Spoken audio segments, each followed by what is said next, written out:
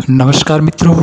आज चिंतन में समस्त उलझनों का एकमात्र हल गायत्री। अनेक बार ऐसा देखने में आता है कि एक मनुष्य किसी मंत्र की उपासना करता है और मन में ऐसा विचार करता है कि इसे किसी को बतलाना नहीं चाहिए। ऐसा व्यक्ति न तो अपना भला कर सकता है और न दूसरों का, क्योंकि ऐसे व्यवहार से मन में ईर्ष्या का भाव उत्पन्न होता और इसके कारण मंत्र का गौरव और प्रभाव अपने आप समाप्त हो जाता है। यह सत्य है कि बिना अधिकार के मंत्र नहीं दिया जा सकता, पर अधिकारी जानकर भी ईर्ष्यावश मंत्र देने में आनाकानी करना ठीक नहीं। मंत्र का साधन करने वाला और दूसरे से साधन कराने वाला उदार चित्त का पूर्ण श्रद्धा वाला होना चाहिए। व्यक्तिगत अभ्युदय की इच्छा रखते हुए यह भी समझ रखना चाहिए कि समष्टि में ही व्यक्ति समाया हुआ है। ऐसा समझने वाला अपने साथ संसार का भी भला कर सकता है। गायत्री मंत्र का जप यज्ञोपवीत धारण करने वाला प्रत्येक व्यक्ति थोड़े बहुत अंशों में करता ही है, पर इस मंत्र में क्या बतलाया गया है इसका ख्याल बहुत कम लोग करते हैं। आजकल तो प्रत्येक गुरु यज्ञोपवीत के साथ गायत्री मंत्र देता है और कह देता है कि अब बिना नागा जप करते रहना। दुख की बात है कि अधिकांश में गुरुओं को भी मंत्र का अर्थ नहीं आता। इसका नतीजा यह होता है कि मंत्र दीक्षा लेने और यज्ञोपवीत धारण करने वाला व्यक्ति यह तो नहीं समझता कि यह हमारा धर्म है, अतः श्रद्धापूर्वक इसका पालन करना चाहिए।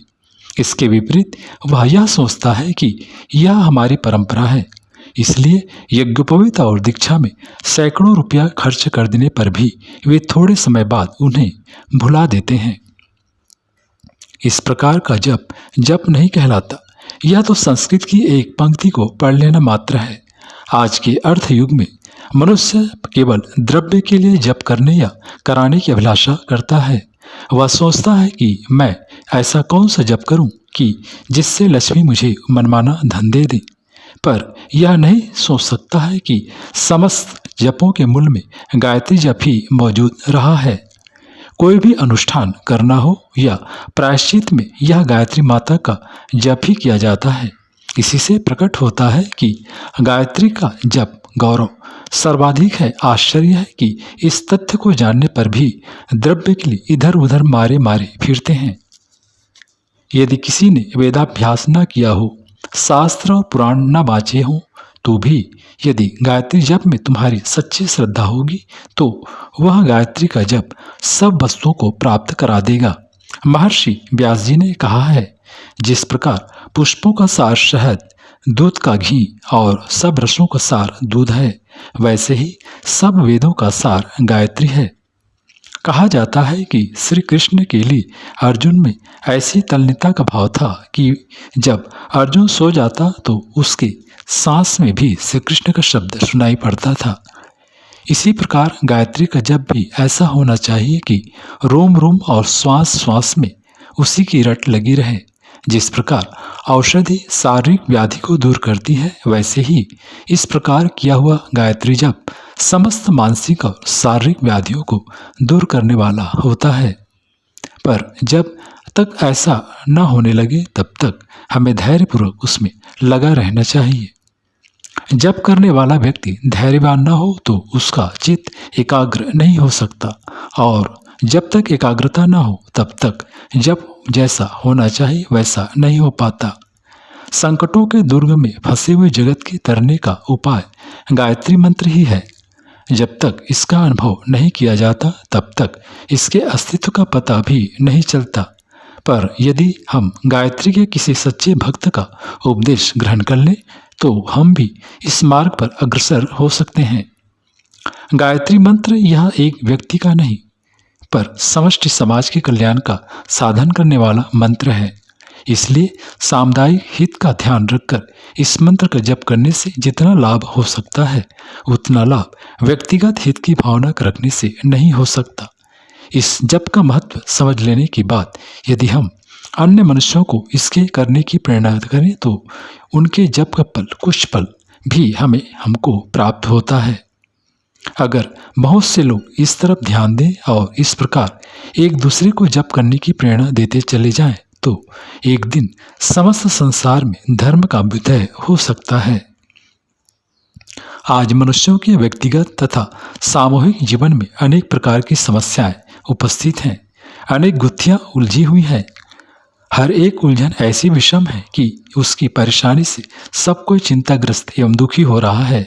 इन कठिनाइयों को हल करने के लिए नाना प्रकार के उपाय काम में लाए जा रहे हैं, पर सफलता की कोई आशा किरण दिखाई नहीं पड़ती। समस्त कठिनाइयों, व्यथाओं और वेदनाओं का एक ही कारण है और उनके निवारण का उपाय भी एक ही है। कांटा चुभना दर्द का कारण है, तो उसे निकाल देना भी दर्द से छुटकारा पाने का उपाय है। मनोवृत्तियों का संकुचित, स्वार्थग्रस्त हो जाना ही उलझनों का कारण है। संसार में तब तक शांति स्थापित नहीं हो सकती जब तक कि मनुष्य का अंतःकरण परमार्थ की ओर न झुके, सात्विकता, धार्मिकता, उदारता को न अपनाए। गायत्री सात्विकता की प्रतीक है। गायत्री भक्त होने का अर्थ है जीवन को शतगुणी धार्मिक बनाने का लक्ष्य स्थिर करना। गायत्री उपासना का अर्थ है उन आध्यात्मिक उपचारों को अवलंबन करना जो अंतःकरण में सतोगुणी परमार्थ भावना का बीजारोपण करते हैं।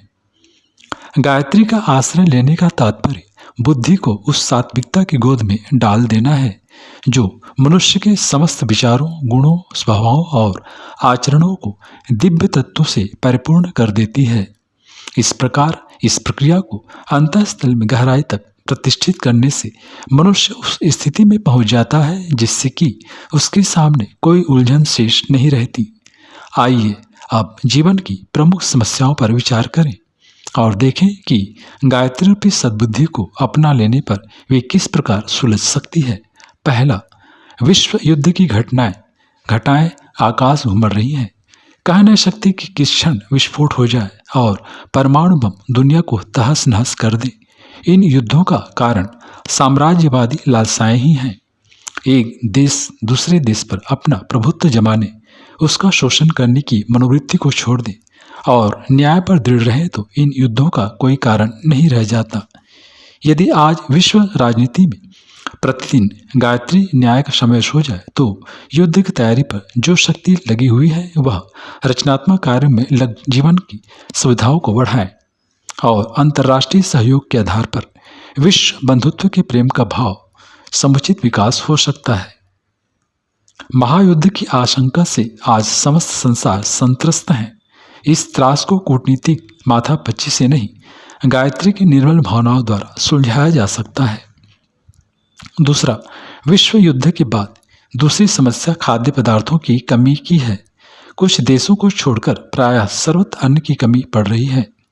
सिंचाई, रासायनिक खाद, वैज्ञानिक यंत्रों आदि की सुविधा बढ़ाकर अधिक अन्न उपजाने का प्रयत्न किया जा रहा है।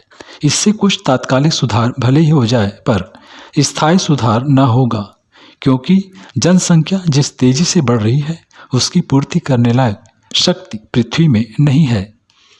विशेषज्ञों का कहना है कि कृषि योग्य सारी जमीन पर वैज्ञानिक कृषि कर लेने से भी सिर्फ इतनी उपज बढ़ सकती है जो आगामी 40 वर्षों तक लोगों का पेट भर सके। इसके बाद फिर भुखमरी फैलेगी। इस प्रश्न का एकमात्र हल संतान निग्रह है। सभी बुद्धिमान एक स्वर से यह स्वीकार करते हैं कि संतान पैदा करना रोका जाए। इसके लिए गर्भपात, औषधियाँ, रबड़ की थैली आदि उपाय काम में लाए जा रहे हैं, पर इनका परिणाम और भी भयंकर होगा। अनैतिकता एवं व्याभिचार में वृद्धि होने से रहे बचे स्वास्थ्य और भी नष्ट हो जाएंगे। संतान निग्रह का सर्वश्रेष्ठ उपाय ब्रह्मचर्य है, जो तभी संभव है जब गायत्री भावना के अनुरूप नारी के प्रति विकार दृष्टि को त्याग कर पूज्य भाव स्थापित किया जाए। इससे खाद्य संकट की समस्या हल होगी, जनसंख्या की वृद्धि रुकेगी, शारीरिक और मानसिक स्वास्थ्य सुधरेगा। गायत्री के साप्ताहिक उपवास साधना को यदि समर्थ लोग अपना लें तो आज की आवश्यकता पूरी हो जाए और विदेशों से एक दाना भी अन्न न मंगाना पड़े। तीसरा, व्यापक कठिनाई अनैतिकता की है। ठगी, विश्वासघात, वचन भंग, खुदगर्जी, बेमुरब्बती, अहंकार पर उत्पीड़न, कर्तव्य त्याग की बुराइयां बेतरह बढ़ रही हैं। सरकारी कर्मचारी, व्यापारी, धर्म प्रचारक, नेता, मजदूर आदि सभी वर्गों में इस प्रकार की दूषित मनोवृत्ति बढ़ रही है। अविश्वास, असंतोष, आशंका से हर एक का मन भारी हो रहा है। इस स्थिति को कानून, पुलिस, फौज या सरकार नहीं सुधार सकती। जब अंतरात्मा ईश्वरी वाणी जागृत होकर धर्म भावना, कर्तव्य निष्ठा, ईमानदारी, त्याग, प्रेम और सेवा की भावना पैदा करेगी, तभी व्यापक अनैतिकता की दुखदायक स्थिति का अंत होगा। यह परिवर्तन गायत्री की आत्मविज्ञान सम्मत प्रक्रिया द्वारा सुगमतापूर्वक संभव हो सकता है।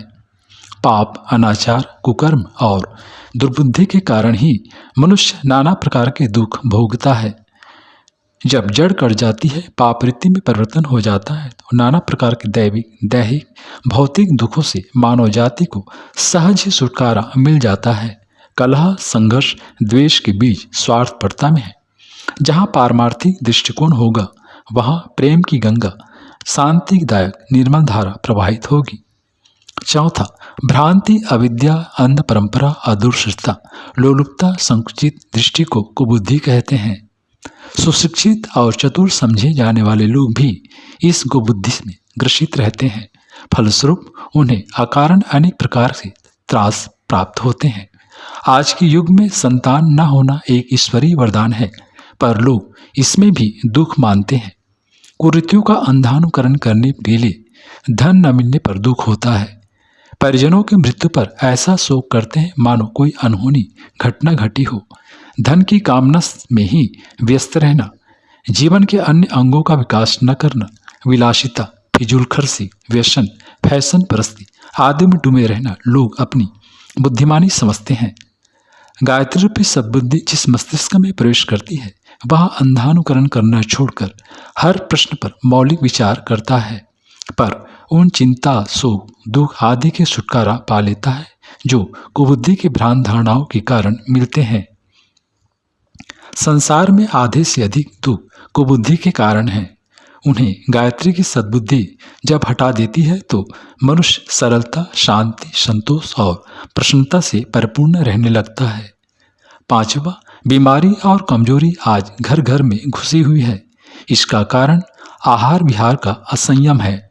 पशु पक्षी प्रकृति को आदर्श मानकर चलते हैं और निरोग रहते हैं। प्रकृति के आदेशों का उल्लंघन करने से ही मनुष्य बीमार पड़ता है, कमजोर होता है और जल्दी मर जाता है। गायत्री मंत्र की शिक्षा में आहार विहार का संयम और प्राकृतिक जीवन की विशेष प्रेरणा है। सादगी और सात्विकता के ढांचे में ढली हुई जीवनचर्या निरोगता की प्रामाणिक गारंटी है। चिड़चिड़ापन, आलस, लापरवाही, अनुदारता, अहंकार, कटुभाषण, निराशा, चिंता, आवेश, द्वेष आदि मानसिक बीमारियों से आंतरिक स्वास्थ्य खोखला हो जाता है और व्यवहारिक जीवन में पग पग पर ठोकरें लगती हैं। गायत्री साधना मनुष्य के स्वभाव में सात्विक परिवर्तन करती है, सद्गुण बढ़ाती है। फलस्वरूप मानसिक अस्वस्थता नष्ट होकर मनोबल बढ़ता है और उसके द्वारा अनेकों लाभ प्राप्त होते रहते हैं।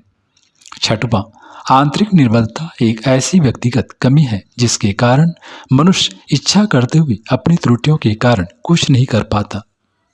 मानव तत्व का पूर्ण विकास कुछ ऐसे तथ्यों पर निर्भर है जो बहुधा अपने हाथ में नहीं होते। सूक्ष्म शरीर में उसकी जड़ें होने के कारण ऐसा मानना पड़ता है कि अमुक विशेषताओं से भाग्य ने या भगवान ने हमें वंचित कर रखा है। गायत्री साधना का प्रवेश सूक्ष्म शरीर के उस भाग तक हो जाता है जहां भाग्य के फेरने वाली कुंजी छिपी रहती है। गायत्री साधना के फलस्वरूप सूक्ष्म शरीर के कुछ गुप्त कोशों, चक्रों, गुच्छकों, ग्रंथियों का विकास होता है, जिसके कारण दिव्य शक्तियों का बढ़ना अपने आप शुरू हो जाता है। बुद्धि की तीव्रता, शरीर की स्वच्छता, सत्पुरुषों की मित्रता, व्यावसायिक सफलता, कीर्ति, प्रतिष्ठा, पारिवारिक सुख शांति, सुसंतति, व्याधियों से निवृत्ति, शत्रुता का निवारण, अनेकों लाभ अनायास मिलने लगते हैं। कारण यह है कि आत्मबल बढ़ने से, दिव्य शक्तियाँ विकसित होने से, गुण कर्म स्वभाव में आशाजनक परिवर्तन हो जाने से अनेक ज्ञात एवं अज्ञात बाधाएं हट जाती हैं और ऐसे सूक्ष्म तत्व अपने में बढ़ जाते हैं जो दिन दिन उन्नति की ओर ले जाते हैं।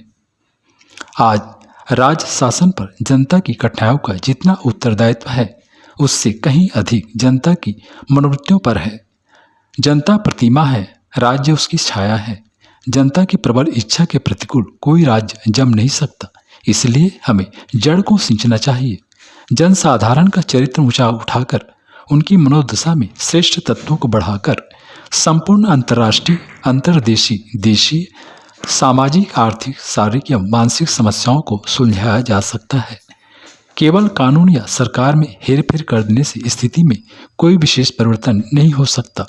मित्रों, मानव जीवन की जितनी भी गुत्थियां उलझी पड़ी हैं, उन सबको गायत्री रूपी सद्बुद्धि, सात्विकता एवं सद्वृत्ति को अपनाने से सुलझाया जा सकता है।